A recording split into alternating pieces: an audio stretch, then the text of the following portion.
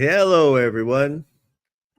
Welcome to the Great Employees Matter weekly podcast. Today we have a phenomenal guest, Joe Rockey. Joe has a lot of podcasting experience, so we're just going to kind of let this podcast run. And Kobe, are you on? I can't hear you. So I'm going to go ahead. We're going to go ahead and go with Joe. So, Joe, what Kobe would normally ask you at this point is, rather than what I did initially in our strategy session and ask you to tell us how you got here professionally, Kobe likes to go back to your roots and learn a little bit about your childhood and kind of that background stuff that made you the person that you are today. And then we'll go into the business side of it. So, can you hear me? There you are. Okay, cool. We'll just go like this. All right. So sweet. You just took a little bit, but yeah, I do like to start from the beginning. I've been looking at some of your stuff, and I love the fact that you manage the relationships between business and employees, because that's exactly what Great Employees is about. And we're not focused on the employees. We are kind of focused on both sides, because you got to kind of facilitate a great environment in order to facilitate great employees in the environment. So I think this is going to be a great conversation. I will rewind it and go back and say, hey, where are you from? And we'll start there. Where are you from? You could tell us a little bit about your background, your schooling, and your first couple of jobs, and then we'll open up from there. Awesome.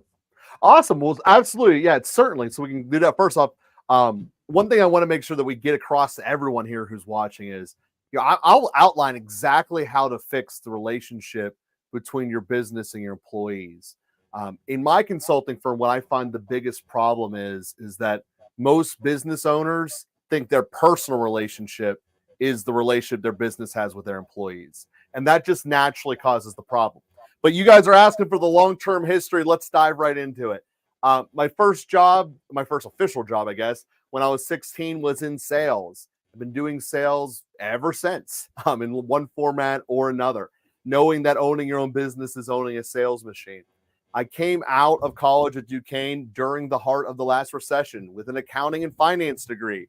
So who got blamed in the last recession? The banks and accounting firms. Remember, that's when they all started crashing and stuff. So I had a gig all lined up middle of November or whatever. And then when March came around, got this letter that said, hey, we're firing people with 30 years experience. We're not bringing you on the bus. So that was awesome, with about a 6-week span of figuring out what you're going to do when you're 22. I ended up doing life insurance and annuities, because if you can pass a test, they will hire anyone. That's what that industry does. Long story short, first year I was rookie of the year, second year I was underclassman of the year, and third year I left to start my first of what eventually became 27 different businesses. Currently, we're focusing upon elite business conversations, which is where we help transform business owners' businesses so that they will continue to live. The majority of my clients, before we start working with them, deep down know that if they quit working today, their business would be dead by the end of the weekend. We make it so their business won't just survive, but thrive without them. And the way that we do that is by fixing this relationship between the employees and the business, as well as the relationship between the clients and the business. Because the real secret of life, and this is to give a little preview for what we're going to talk about here, success in the old days was measured by how much money did you have, how much power did you have, how big was your castle. Then it eventually grew into how much leisure time can I have. Neither one of those is the answer to true success in life. True success in life is how many quality relationships do you have and how do you make them better? And that's what I teach people how to get better at in my sales course, Casino Sales Master, where I took my sales system into a place on earth that you're supposed to lose no matter what. Everyone knows that the house always wins and the casino will take your money. Well, not if you know how to sell correctly, and not if you know how to build relationships. And that's what I do both in the book and then the accompanying coaching course. So hopefully that's enough background for you guys, and you're ready to dive into the meat of teaching people how we can build better relationships and how to make people want to run through fire for your business without destroying your bottom line.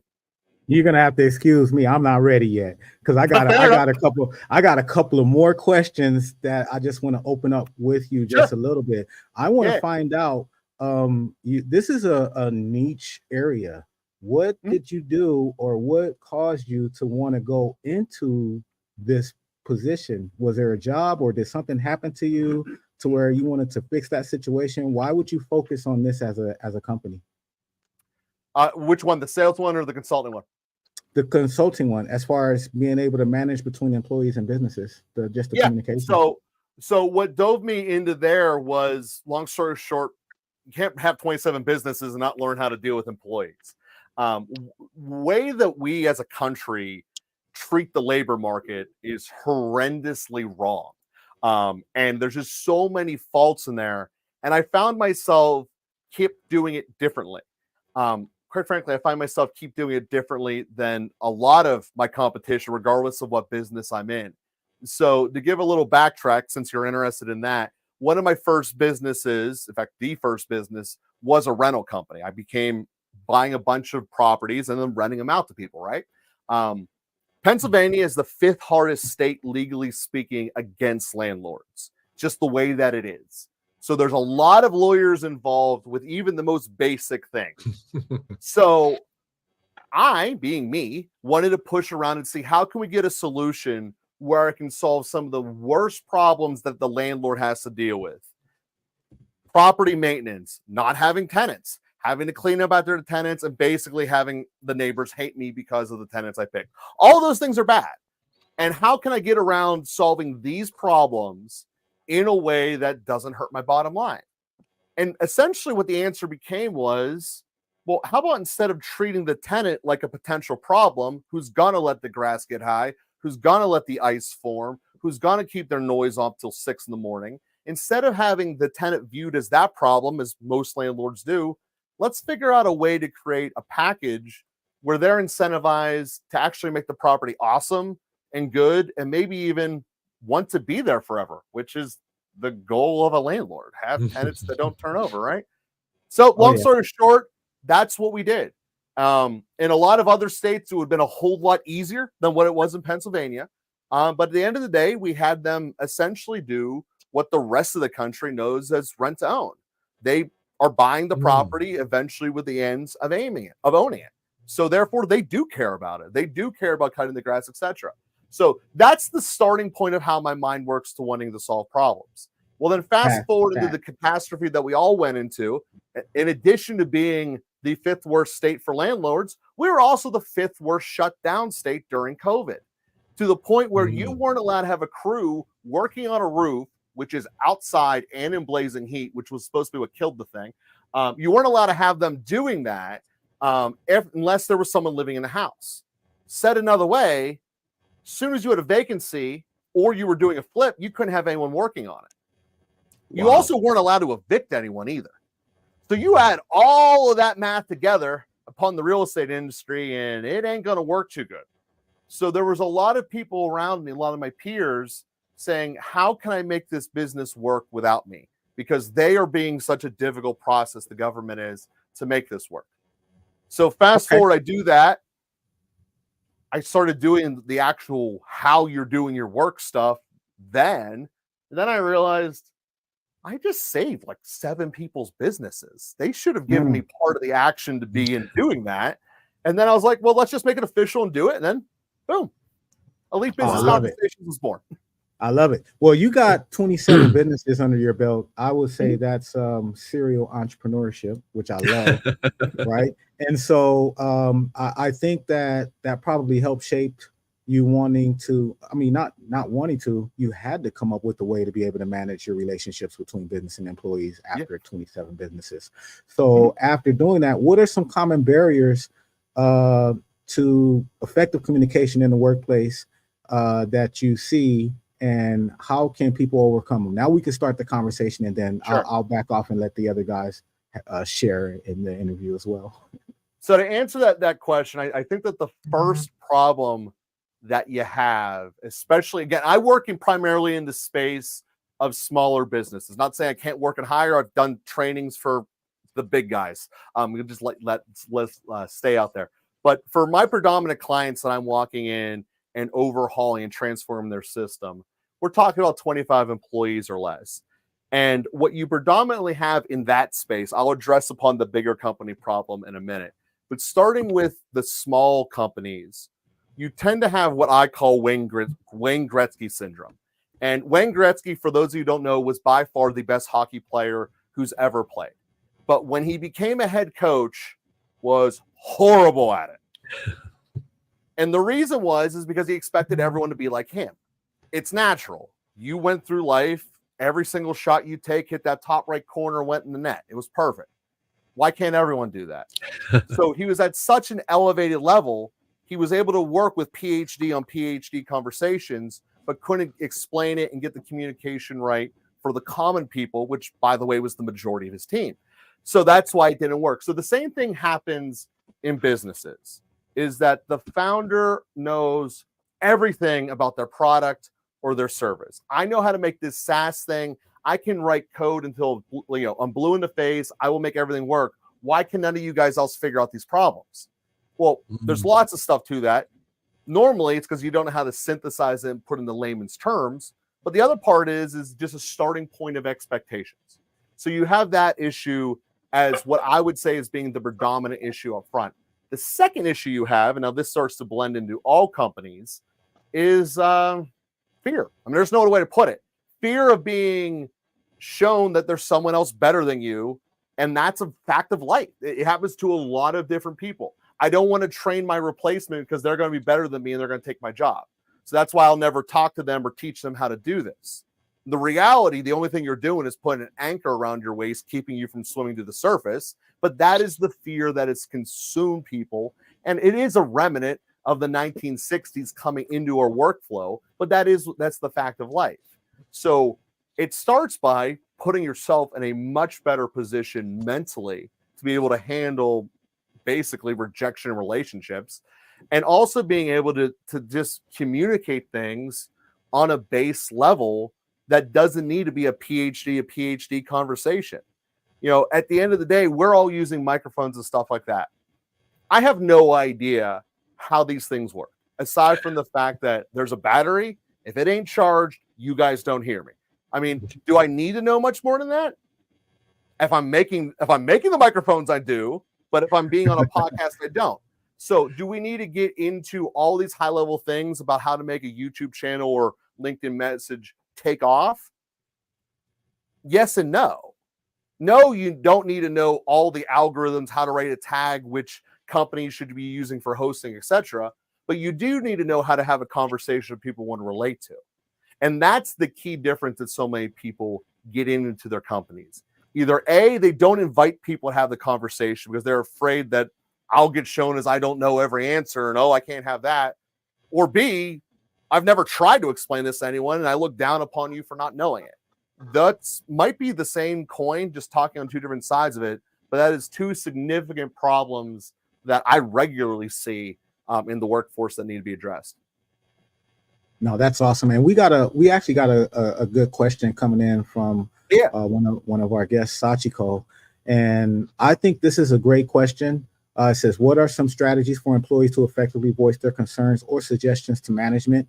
And I look at the climate today as far as, I was a corporate manager for some years, and that can be a challenge, especially if there's a one-way expectation from management.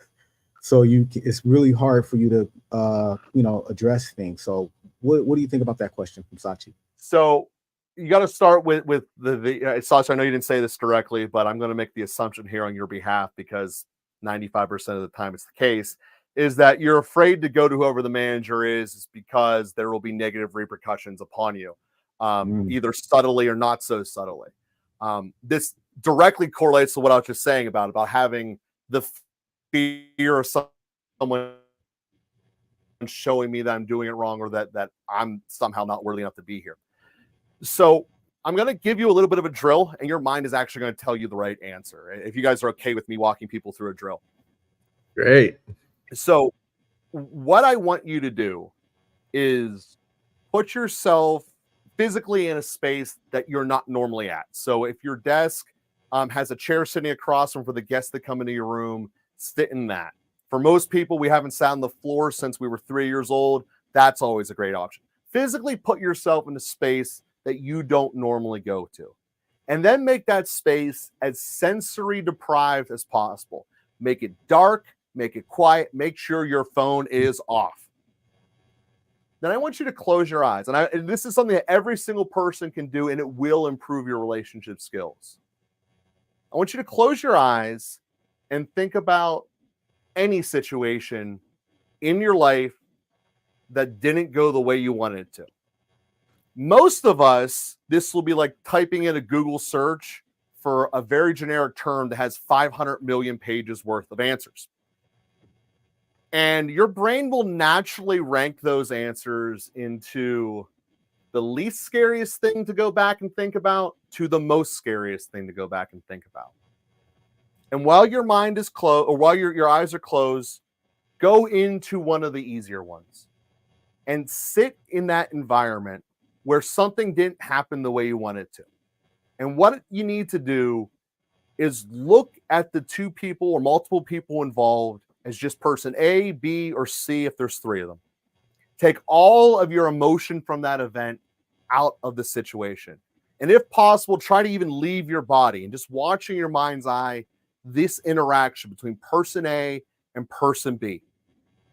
And knowing that every relationship is supposed to be different. What I mean by that is children treat each other different than they treat their parents, than they treat their cousins. Employees treat the boss different than they treat other coworkers. We know there's natural differences in relationships, and they're supposed to be. Looking at this relationship in your mind's eye, this interaction that occurred, was person A and person B acting correctly?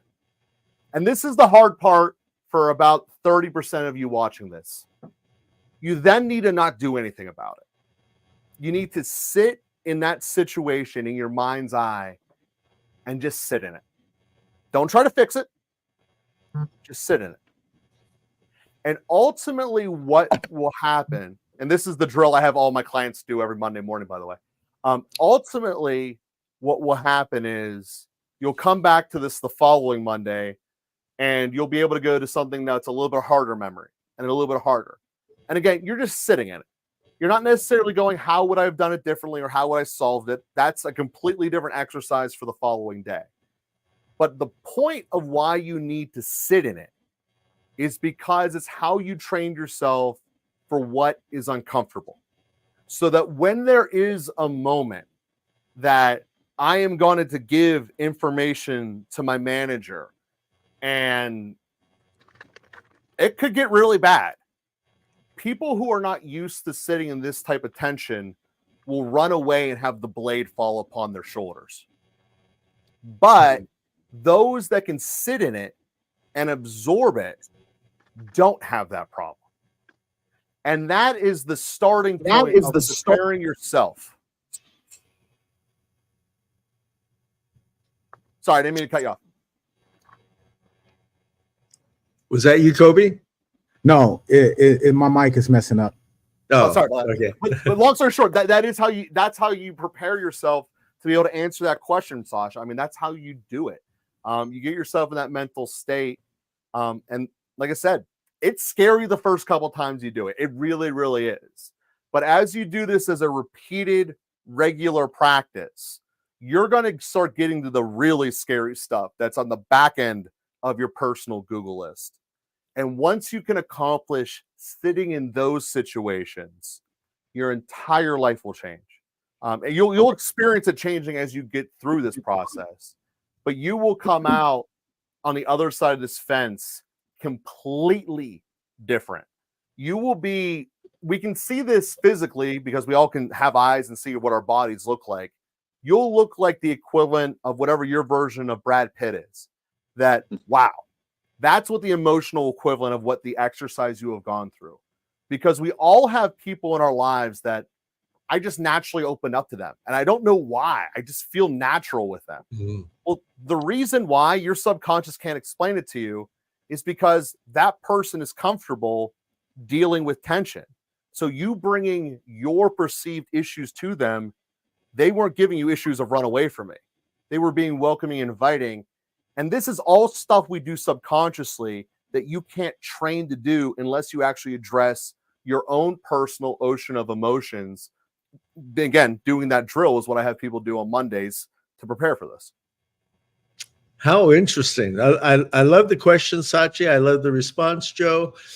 This is a little bit out of left field because I appreciate that you are as direct as you are, and that I can certainly see that that's how you, in working with your clients, you're asking both the employer and the employee to be comfortable in being direct as well. But the left field question is, so what do you think about suggestion boxes, especially for those employees that are, concerned about retribution, but yet they need to have some vehicle to get a recommendation out? Do you recommend that or not? I don't recommend anything that's passive aggressive. Starting point. So the core problem that you have here, and this is, again, as I said, this is a remnant of the 60s that's everywhere, is way too much of our economy is segmented and siloed internally, meaning that we have our sales department, we have our marketing department, and they don't really ever interact. Maybe the top managers interact, but mostly it's just casting blame across each other. That's how most companies set up when you really look at them across the board. That is a fundamental problem that needs to be changed, which can be done, but requires heavy lifting and effort. Now, you are right. There does need to be a mechanism of how to communicate with each other. I always recommend, at worst, doing a FaceTime Skype where you can see the other person. And I understand that there's a lot of people who are more comfortable sitting behind email without the physical interaction. But the more senses you can bring into the conversation, by senses, I mean sight, smell, hear, touch, etc., the better off it is. That's why in person will always be superior to doing this, because yes, you can hear me, you can see me, but we can't shake hands, we can't smell each other, etc. And on that note, smell normally gets a bad rap. It is one of the most better things for embedding thoughts into another person as far as you being remembered the way that you are. It's just a fact. So just throw that out there. But to answer that question, I always invite for more in person. I am a big fan of the office hour policy, but you have to recognize that there's a strong possibility, just like in college, unless it's the day before the test, no one's going to use the office hours. It's part of life, but you still need to have them and have them to be available and have it be open to becoming deeper than just work-like conversations. And that's what I would recommend, because it's much more effective than just a cold drop letter or email type situation of communicating. Thank you for that. Lloyd? Yeah, I've been listening to your gems, if you will, and we call them gems. And some of the things that you've offered, I've always maintained. I always like it when I work with people that are smarter than I am. Because that builds us up and builds us better to a group, and shouldn't be afraid of that. I am also extremely impressed. You are by far, I think, the most experienced podcaster we've ever had on the show. And everybody these days wants to start a podcast. And in looking at it, something like 98% of all podcasts don't get to the third podcast. By then, they've already given up. Yeah. It's some amazing statistic. So my question to you is, what advice would you give to people that want to start a podcast, and what should they look out for? Well, the first point you have to recognize up front is why are you doing this in the first place? So the first podcast that I created was called Father and Joe. What we do is I'm with Benedictine priest. His name is Father Boniface Hicks, hence Father and Joe. And what we do is we talk about the relationship that you have with yourself, the relationship you have with others, all underneath the umbrella of the relationship you have with God. Now, I bring this up to say you got to know why you're doing this. We didn't create this with the aim of making millions and millions of dollars. We created it with a much harder aim to actually see, which is to convert people, make them care about the relationship you have with yourself, each other, and the relationship you have with God. That's a very different goal than I'm trying to get clients or I'm trying to get revenue. So you have to know up front what you are trying to achieve, because the reality of podcasting is the majority of it is not fun. Editing it, making sure it's a good quality, how to put it through the algorithm so Apple will distribute it, or YouTube, depending upon which platform you're going more on. There is a lot of math and updated learning that you just have to do to be continuously in it. Or you cut a very big check to someone who does know how to do it. So the reality is you have to know what you're getting in for, and you have to know what it's going to be worth. Because if you think that you're going to become the next influencer, whatever that even means anymore, the likelihood of it happening in your first 300 episodes, even if you publish daily, is very low. So the reality is like I said, the starting point would be know what you are and know what you're trying to accomplish. The one that gets me all the time is these people who start it because they think it'll get them the next speaking gig in front of Apple. That's not quite how it works. Certainly there's speaking opportunities that come from people watching you repeatedly and going, yeah, I would like him to come and talk to my group about how to sell or how to fix the relationship with our employees. Yeah, that happens. But the first couple times you do it, for 75 times you do it, you're not going to be good. And it's one of the things that, like, talking about my own show, and again, I've now have 5 of them. Just talking about Father and Joe, particularly the one we started with in 2017, I don't think we actually made a good episode until number 90. And it astounds me that people will still go back to those first episodes and re-listen to them. And I'm like, no, they're not as good. like just technically speaking, they're not as good. And that doesn't even include the technology upgrades that happened between the last 8 years. I mean, just look at a car, just in perspective. Think about what a 2017 vehicle is, and then the new car on the lot right now. And same quality increase came with microphones and cameras. So, I'm just talking about my own ability to ask a question and respond. It is night and day. So, very long answer to say, you have to know what you're getting in for. You have to know that your talent level is below freshman grade, and it's going to take a ton of work to get to being the spot of relevancy. And if you think you're going to be Joe Rogan overnight, don't even bother starting. I love your answer. No, Go ahead, Lloyd. I'm sorry. No, it's okay. That's great advice, and that's comes across. Your sales background obviously helped as well. And my question is, it takes a certain amount of courage. You've started 20-something businesses. Mm-hmm. And how do you get the courage to embark on something that you haven't done before? Where does that come from? Well, I like solving problems. But to give an example, or I guess part of the answer is my first sales coach, my best sales coach I've ever had, because I can't say that I have multiple, because once I got one good one, I didn't feel like replacing it, because Dan Hudock's amazing. Which, by the way, Dan Hudock, shout out, by the way.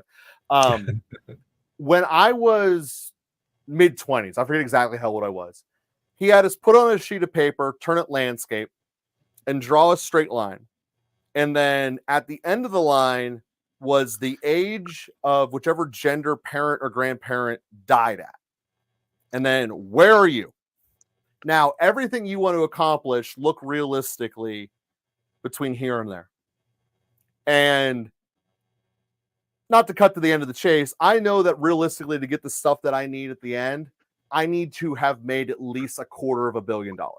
Like, that's how much I'm going to need, so then I can leverage it into the big stuff then. And when you look at it, knowing that your goal is that you need to have $250 million in liquidity, you can't be afraid of jumping over something that might be scared today and it'll look bad. mean, it doesn't matter which great entrepreneur you look at, really throughout history, they all had a moment that it should have broke. I mean, Carnegie was getting death threats for not being able to pay his bills back when he was building the bridge in St. Louis. Mm-hmm. There was a moment when Carnegie almost died trying to chase what he wanted. So, or correction, that was Rockefeller. But regardless, the core concept is every single one of the great entrepreneurs has had a moment when they saw what their equivalent of a rent notice, power shutoff notice came to them. And if you're afraid of that, you'll never be able to get to the heights. There also is an element of once you've built a business and it didn't work, because I have built 27. Not going to say they all were perfect. I have 2 train wrecks that I recall often about what not to do today and what not to guide clients into. And quite frankly, there's a lot of pulling them out of those waters. Once you've seen the worst and you survived it, it's nowhere near as scary. I mean, you guys are older, but for our younger audience, just think about it. What's the first time you went down a speed water slide? Was that scarier than the second time? For most people, it's not. It's once I've done it, it's cool. I might not want to do it again, but at least I know what it was. And that is one of the things I also look at, is that you have to be willing to know that not everything's going to go perfect. A long time ago, I woke up and accepted that there's never going to be a moment when everyone loves me, nor is there going to be a moment when everyone hates me.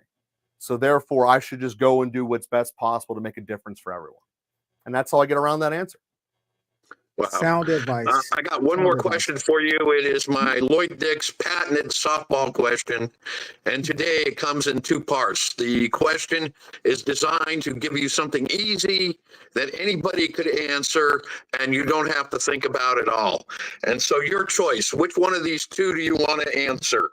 How do I walk into a casino and walk out with enough money so that I never have to worry again for the rest of my life? Or who is the best fantasy football sleeper that I haven't chosen yet that I need to add to my team? Well, in terms of the sleeper that you don't have yet, that's actually a pretty big answer. I'm going to go the other way with that and say get rid of every Jet that's not named Breece Hall. But to answer your first question, the way that you go about having a casino want to pay you is the same way you go about having your prospects to want to tell you the truth. You have to recognize that up front, even though it's becoming less and less often because of Facebook, there are commonalities that all of us share. One of which of this is that we all were taught to lie to salespeople. All of us. And then over the span of life, it also became, I don't want to work with, discuss, talk to people who we deem as socially lower than us. Those 2 cross currents are really big in our society.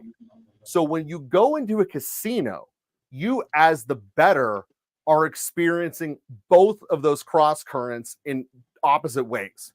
You're experiencing the I don't want to get sold to from the dealers. First off, you got to go to a game that the dealers actually can impact, which there are very few of. The majority of the people in the casino are just dealing cards that a robot shuffled that they have no control over, or they're just facilitating the movement of money. Most games are that in the casino. There's basically 2 that the dealer fully controls. The money wheel and roulette. That's it. The rest of them, they have no impact over. So then it becomes, how can I get this person to actually want to tell me the truth and want to help me? It's the same question we have in sales, business. It's a relationship question. So you have it everywhere. One of the answers is what I gave you in the drill earlier in this episode. You be comfortable with tension. So when you approach a situation, you already look like you're in Baywatch and you're ready to run into the ocean and save anyone's life. Emotionally speaking, that's what you will be. So that is the starting point, to self-prepare yourself relationship-wise. The second is once you're actually there with that dealer, you treat them like a person. You don't get caught in that cross current of looking down at people because they're serving you. And that is so incredibly common. You start just by changing that starting point. You now have stood out instantly in that person's mind. You then create a little bit of an incentive package that's a win-win for both of you, which again, I dive into in the book. I'm not going to dive into all right now because it takes a lot longer than 10 minutes. But you create a win-win situation with the two of you. And now all of a sudden you recognize that the dealer benefits when you benefit. The dealer can control when you benefit and to a degree how much you benefit. So let's make this all happen. So that's how you go about this. In the sales world, it's the same thing. Just the stigma we have on ourselves as salespeople is the used car salesman. You're not getting off this lot unless you take the car I want you to buy. We all know that. We still see that around us today. That is the 1960s sales method, and it is ubiquitous around us. So how do you be different than that? You actually care about the person. You realize that the way that the history of us buying is wrong, but it's all a story of running away, and this is why we tell a lie to salespeople, because I don't want to be used by that used car salesman who's going to force me down a road. So I'm going to lie to him, I'm going to run away, and I'm never going to come back to him. So how many of us have ever ghosted a salesperson before? I mean, come on. It'd be weird if you didn't. So what makes you different? You recognize that we don't buy by features and benefits, and that everyone who's still teaching that is completely wrong. You don't buy a truck because of 4 wheels and an engine. You buy a truck because I can get to the golf course and fit my 4 friends into it. Or I bought this truck because I want to be able to look down at people. Or I bought this truck because I knew I wouldn't get hurt if I get rear-ended again. All of these are completely different purchasing reasons that end up leaving with the exact same product. Your job as the salesperson is to swim in your client's ocean of emotions to get to what their true reason is. That's why the drill I gave you in the beginning is one of the 5 that we do to have people to be comfortable swimming within your own ocean and other people's oceans of emotions. Because the surface level is where the features and the benefits are. That's comfortable, that's safe. I can talk about how my traction on my truck and my towing capacity and all that stuff. We can do that all day. What's scary is being vulnerable and being willing to open up something about myself so that you feel comfortable to open up something about yourself and then actually getting to it. And I've talked to this to a ton of groups before, a ton of different my clients on stage a ton of times. And for some reason, there's a perception that you can only do this with business to consumer sales. Maybe that's because of the example I used. But the reality is that these skills work actually stronger in business to business sales. So if you find yourself getting caught being put into a bureaucratic buying process where I just have to give you a quote and hope mine comes out the other side as the winner, you'll never successfully have a long-term business or a career. The way you do this is you get engaged with the actual people who are the decision makers. And 9 times out of 10, you'll even bypass having to do a quote in the first place when you do it correctly. So that's how so you gave me a softball question. I went 3 different directions. But yeah, long story short, get rid of Garrett Wilson now, train him for everything you possibly can. And then that's how you go about sales. I think you nailed this softball Thanks, Joe. question again. That's another one. You got to get better with your softball questions because they're knocking them out of the park, bro. That's why they're softball questions, Kobe. Yeah. So I actually love your answer. I come from sales background too, and I think you're right. A lot of people get it wrong because they're looking at the features and the things like that instead of having a real conversation and actually getting down to what the person actually needs instead of trying to feed them things that they want. So I love your answer on that. I did want to go back. We have another one of our regular guests. Thank you, Dale, for being a regular guest. Facebook question come up. Sorry, I couldn't read it, Dale. Oh yeah, no worries. But it's I used to work for a successful national company, which was 50 years old. I asked the owner what was his key to success. He told me his number 1 commodity was his employees and not the product they manufactured. Can you tell us how you approach this way of thinking? And I think Dale is saying this like it's a weird way of thinking. I too believe that that's the way to go. Is if you take care of your employees and if you manage your employees and make sure that they're happy, they're pretty much going to bulletproof your organization. What do you think about that question?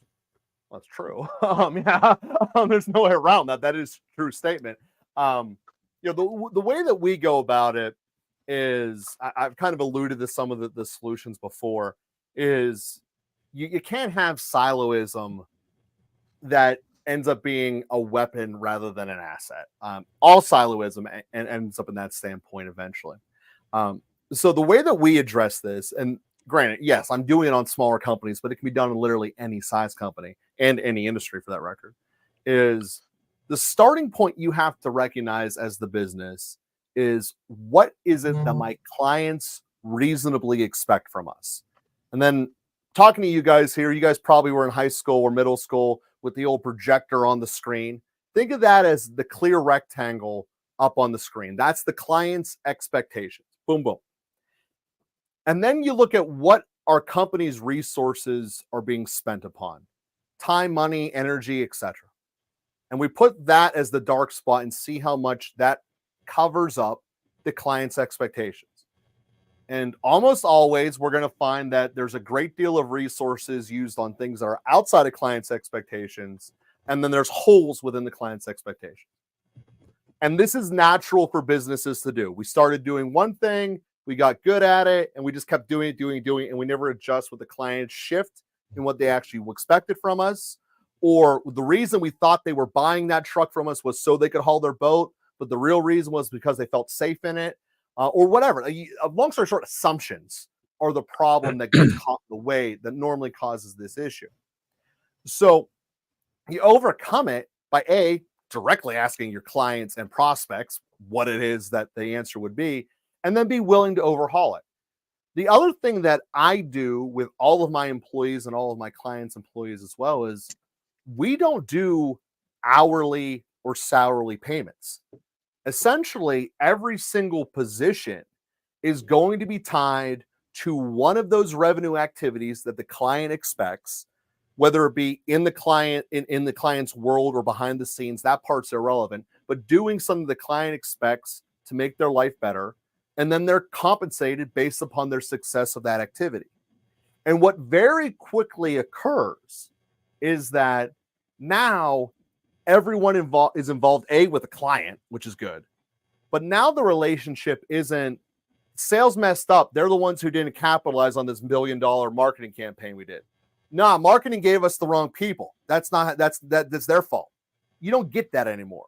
You get the actual salespeople talking to the marketing guys. Hey, position it as this is the problem that we solve, so they're pre-ready to buy from us. That way we don't got to cut through as much chafe. By the way, we're converting more leads for you. You're getting paid more. I'm getting paid more. Everyone wins. That is one of the easiest ways to go about it. But there is a word of caution to this tale and why people don't want to do it. Twofold. First is, there's a lot of segment of employees. I would use the baseball analogy, is that there's a third of the games you're going to lose no matter what. There's a third of the games you're going to win no matter what, no matter how good or a bad team you are. That's life. So what do you do with that middle third? Same thing's true with employees. There's a third of them that just want to do the absolute bare minimum and get paid and go home. And then there's a third of them that will become the absolute rock stars that will go the extra mile and they'll do everything possible. And then that middle third is where will you guide? That part is true with employees. So if you're hiring a bunch of people that just want to do the bare minimum and go home, and you instill this process, they will make your world hell until they leave. They will leave eventually, but they will be a very difficult roadblock to overcome. That's issue one. Issue two is more of an accounting problem, is that there's a lot of business owners out there that want to have that if they make an extra 100,000 widgets, their bottom line essentially goes up by the profit margin of those widgets, because they view their employees as a fixed expense rather than a variable expense. We treat your employees, basically, the better you're doing, the better we're doing, so you're getting paid more along the way. So people look at some of my companies, just to give you a very basic example. A design artist who makes JPEG imagery for Facebook and Instagram. For very many of your marketing firms, that's an entry-level position. And if you ever want to get paid real money, you have to become the head of that company, which is a completely different job description and skill set. But if you're good at it and you're keeping my bar full every single Monday and Tuesday night, I want you to stay. I want you to keep doing this. So we're going to compensate you accordingly. By the way, this is the work you want to do anyway. So it's a win-win across the board. So yeah, those are the two downsides of incentivizing your clients to be on the same team as the revenue cycle. But the upside is through the roof, because it actually creates a true team environment where not only do we all benefit, but I need you to be successful. So now I have an encouragement to counter what Sasha's question was early, because I want you to do better. I need you to do better. I have created magically all my doors are open and we know how to communicate with each other, because I'm not living in fear. If I'm not good at my job, my paycheck tells me that on Friday. And guess what? That person eventually leaves and the right person will fill their spot. I love that philosophy because it's people based, right? I've worked a lot of companies where it's revenue shareholder based, or they operate at a different level. When my whole argument used to be, okay, I get that, but you got to take care of this first, otherwise all of that breaks down. Right? Everything that you're expecting to give to your shareholders, if we're just doing that and then we're ignoring that bottom line piece, which is the employees, if we're ignoring that bottom line piece, which is making sure that they are able to take care of. And I think that's the system that you kind of set up, where you're empowering them. You're empowering them to have responsibility and be more part of the process. And that gives you two things. You succeed and you do well, but you also can fail and do poorly, and it all rests on you, which I think is incredible. That's good. That's absolutely true. And it also changes the role of your managers. Your managers are now here to help build you up and assist. We also, and this is true regardless of how high in the company you get, part of your job is always still tied to one of those revenue tasks. So even if you're the CEO, you're still doing something that's directly involved with the client's experience throughout it. So no one ever gets so high up the management chain that they're disconnected from the clients, which is a very real problem with the vast majority of businesses out there. Especially business owners. Yeah. So Joe, most of what you do really involves effective communication, right? That's what Elite Business Conversations does, right? You go in and you have a conversation with the company, you have a conversation with leadership, you have a conversation with management, hopefully you have a conversation with employees, which is our emphasis. So what's more difficult when you get into a company? The two scenarios are the leadership, someone in a managerial or supervisory role who needs to make that paradigm shift because they're continuing to work the way they've done for the last 20 years. And this is the way they treat employees, and they haven't seen the light yet. Is it more difficult to create that paradigm shift in them through your conversations? Or is it more difficult to take, using your baseball analogy, the third of the employees that are malleable, right? That could be great employees or could fall back into the average employee. But that third, some of them are going to be resistant to the change as well. So is it more difficult to change a manager or an employee as far as mindset? The manager. I mean, there's no doubt about that, especially when they're the owner. So yeah, I mean, there's no doubt about that, because the bottom third of your employees are going to hate no matter what change you do. Unless that change is directly just giving them a check for no more work and not changing anything about them, they're going to reject any single change that you do with the bottom third. The middle third will just go to, quite frankly, whichever is more dominant within your company, the bottom third or the top third. So yes, getting the managers to change, because in a very real way, you are addressing a fact that for X amount of time, you've been doing it wrong.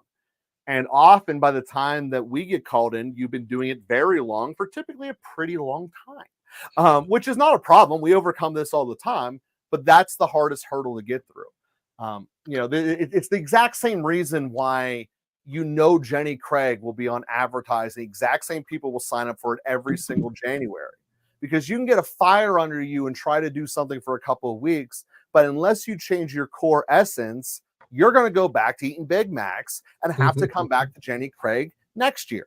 It's the same thing. It's the way that our brains are built.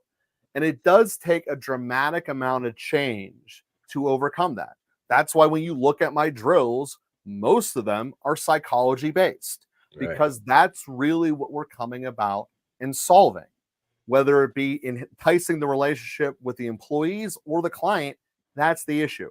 So yeah, sometimes there's business owners that just, I know deep down are never going to do it. And guess what? They don't become clients. And then there's some people that, you know, this is only going to work if you get rid of that person. Are you going to be willing to do that when the time comes or not? Because I can tell you right now, whether you hire me or not, 3 years from now, that guy's going to be fired. Just do you want to do it now and get it done with, or do you want to stymate and struggle? It's your call, man.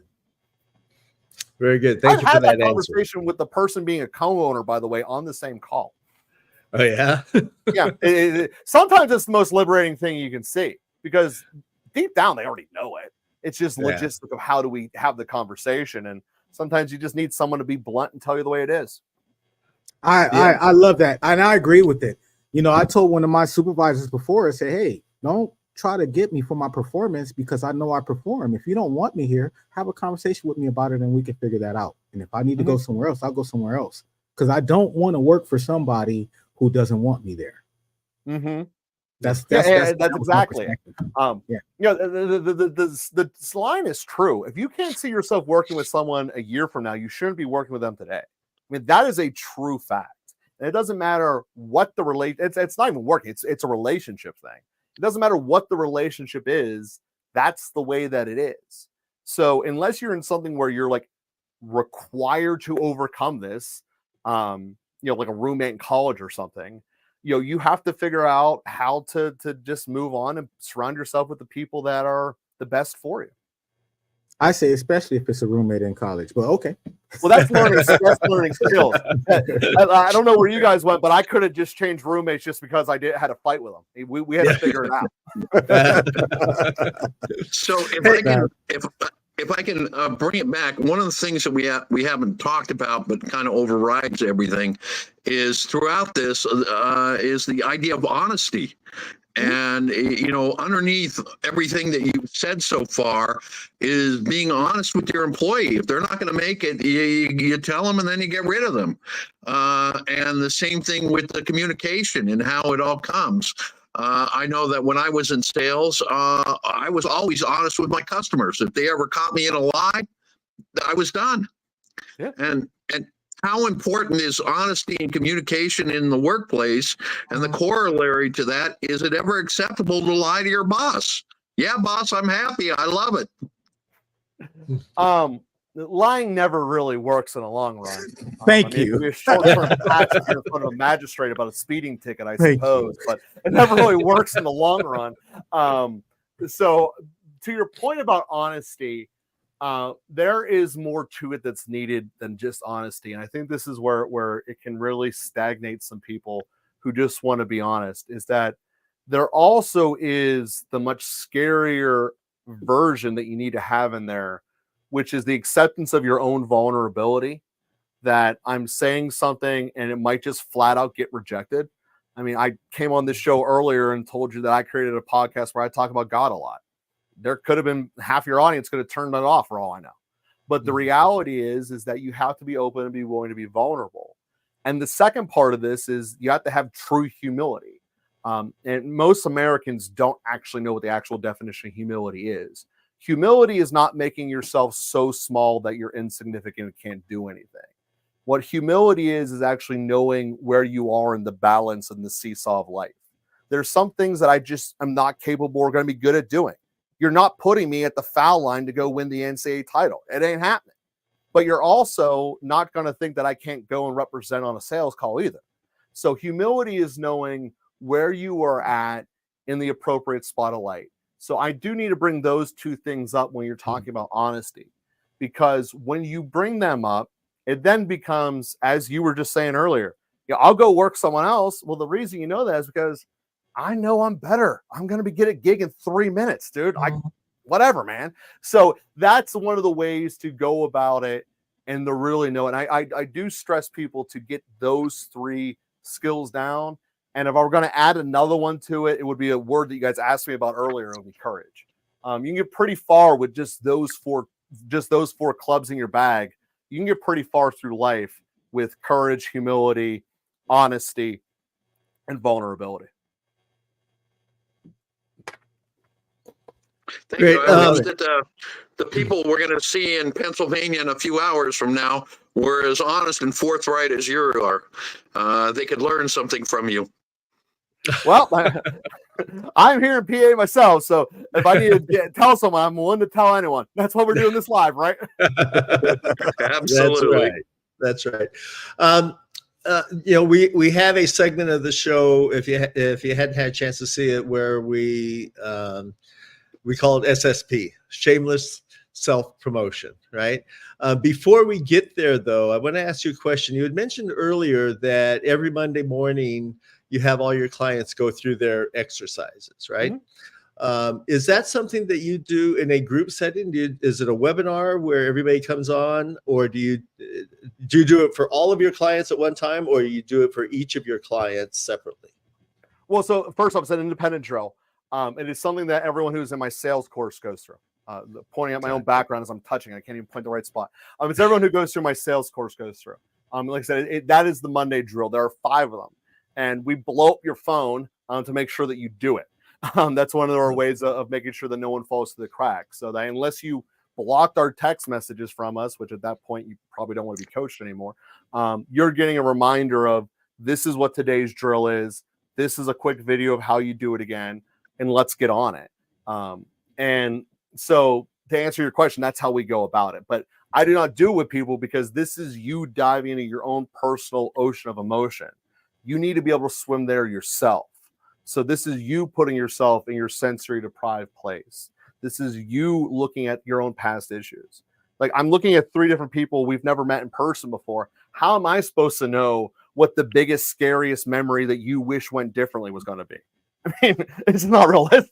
Yeah. So what we do is we teach people how to do it, and we prompt them to do it when the time does come. And there are clients that just, quite frankly, when it hits, they just sit down and do it. They've shown me, like, that's my chair over there, and I sit there when I get your text, and everything's shut down for half an hour. Okay. Yeah. Like, make sure it's in your calendar so no one bothers you. But yeah, okay. Thanks for the clarity, because I wanted to make sure, because we want to promote you, right? We want to promote Elite Business Conversations. So I think that clarity gives an additional idea to the listeners, to our audience, about how they might want to use your services or your company's services for themselves or for their company. Okay. And then I have a final question. A lot of your approach is, in fact, psychology based. You're really getting into the heads of the people that you're communicating with. Do you have a psychology background? How did you get to that place? Is it just that you've learned through the years, or is it something that you were formally trained in? I was not formally trained in psychology. Okay. But long story short, I'm one of these people who always just wants to learn more. And I think genuine fascination is something that should be encouraged. But that was one of the areas that I did learn. One of the reasons I learned it was because I was in sales. The more I learned about it, I got immediate results. Like, hey, this stuff worked. Like, maybe you should look into this a little more. Not going to try to say that everything I learned through various books, podcasts, etc., was good or even ethical. But at the end of the day, that's part of what I think every person needs to do, is to be able to sit there, listen to information that they may or may not agree with, and kind of figure out if it's worth knowing or using. There's still people to this day that won't buy a particular version of car based upon the country it was manufactured in. That doesn't mean it wouldn't necessarily be the right answer for you. So that's how I treat information the same way. Absorb it, look at what it is, and sure, there's lots of things I hear that I will never implement or really ever want to remember. But that's just how you got to approach it. Things you remember, and you go at it, and you be open to hearing things you don't want to hear. Especially now that it's election season. You're going to get 5 million commercials between now and that day. Some of them you're not going to like. Are you going to make yourself a raging ball of anger just because you saw someone you didn't want to see on TV, or someone said something nice about the guy you don't want to root for? Yeah. Well, that's your call about how you want to live your life. So, but no, to answer your question, no, I never formally did get a psychology degree or anything like that. What I did was just be open to learn about various things. And quite frankly, I think some of the best examples of true psychology is unbiased history. When you read history from unbiased sources, normally you got to go way back in time to truly get them, but you'll get some of the best answers, and you dive into a little deeper about what actually made this guy think it was going to work. Taking all of the stigma aside from it, no one has ever invaded Russia in the winter and it was a good idea. Why did this guy try it? You actually get into a lot deeper thought processes just than blanket statements of they were evil or they were stupid or whatever, but actually thinking about what they saw and what they were thinking that made people put these decisions in place. And, it also makes you be real to the situation. Desperation is real and losing your power is scary. Yeah. So those are types of things that you learn about without ever trying to learn about psychology, but I picked up along the way. Well, you've learned your trade. You do a phenomenal job, and we love having you on the podcast. This was great for us. We had lots of gems come out of it. So now we turn it over to you. So now's your shameless self-promotion. How do people get in touch with you? What's the best way to look at your shows, all that sort of stuff? Yeah, so you guys are all watching me currently on LinkedIn. I'm sure you guys got me posted everywhere else. But the easiest way is just go to my profile here on LinkedIn. And then in terms of the self-promotion, I've already touched upon Casino Sales Master, Proven System to Beat the Odds in Sales and Life. That is both the book and the sales course, both which will be fully released here shortly. They are in their beta testing. So sorry, someone who wants to buy that right now. Hook me up. We can set you up with that. But the thing that I would want to promote is what I do with my on-stage teaching, both in corporate workshops and teaching from the stage. The two most popular ones that I'm getting requested for is how to keep my prospects to not to want to lie to me anymore. And what we talked about here, how to get the most out of my employees without destroying my bottom line. So those were the two things in terms of shameless self-promotion. That's what I give workshops and speeches upon. I love to be at your company doing it soon. Great. Thank you on behalf of everybody that's listening. You're a great presenter, and we're hoping to put together a conference, you would call it, where we have guest speakers come in sometime next spring or summer, probably here in Las Vegas. So if we can entice you to come out, I think we're going to send an invitation to you to come out and be one of our speakers, because you speak to our audience, on both sides, and that's rare.